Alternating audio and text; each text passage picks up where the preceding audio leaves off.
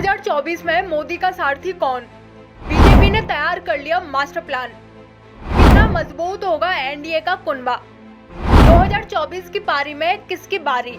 आगामी लोकसभा चुनाव को लेकर सरगर्मी तेज हो गई है। जहां एक और पूरा विपक्ष एकजुट होकर चुनाव की तैयारी कर रहा है, वहीं दूसरी ओर बीजेपी ने कल एनडीए की मीटिंग का ऐलान कर दिया है। इस बैठक के जरिए बीजेपी पिछड़े दोस्तों को साथ लाने की कोशिश कर रही है। एनडीए पुराने साथियों के साथ चुनाव के रण में उतरेगा और यहीं से नरेंद्र मोदी को एक बार फिर से प्रधानमंत्री बनाने की कवायद तेज होगी। जहाँ एक और विपक्ष बेंगलुरु में सभी विपक्षी पार्टियों के साथ बैठक कर महागठबंधन बनाने की तैयारी में है, वहीं एनडीए अपने पुराने साथियों के साथ चुनाव की रणनीति बनाएगी। 18 जुलाई यानी कल एनडीए अशोका होटल में अपने पुराने दोस्तों और सहयोगी दलों के साथ मीटिंग करेगी, जिसकी अध्यक्षता खुद प्रधानमंत्री नरेंद्र मोदी करेंगे। बैठक में करीब 20 पार्टियां शामिल होंगी। इसके अलावा उन पार्टियों को भी न्योता भेजा गया है जो कभी एनडीए का हिस्सा रही है। बैठक में एनडीए के पुराने सहयोगी जीत राम मांझी शामिल होंगे। मीटिंग में चिराग पासवान भी शामिल होंगे। वहीं हाल ही में एनडीए का दामन थामने वाली सुभाषपा पार्टी के प्रमुख ओपी राजभर भी मीटिंग का हिस्सा रहेंगे। सूत्रों के मुताबिक एनसीपी के अजित पवार,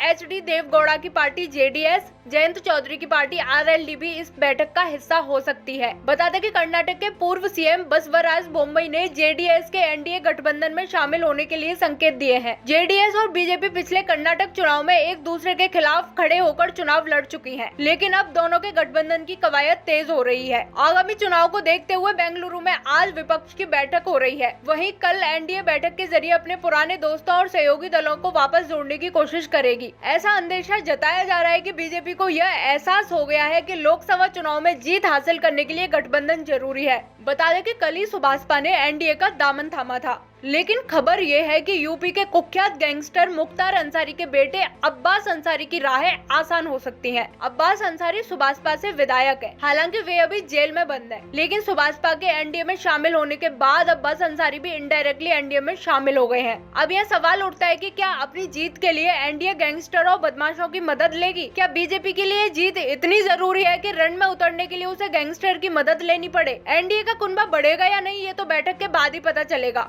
लेकिन जिस तरह बीजेपी ने पुराने साथियों को भी जुड़ने के लिए न्योता भेजा है, उससे अंदाजा लगाया जा सकता है कि बीजेपी ने रणनीति की पहली सीढ़ी चढ़ दी है। इस खबर पर आपकी क्या राय है, हमें कमेंट बॉक्स में जरूर बताएं। देश और दुनिया की तमाम खबरों के लिए देखते रहिए जनहित टाइम्स।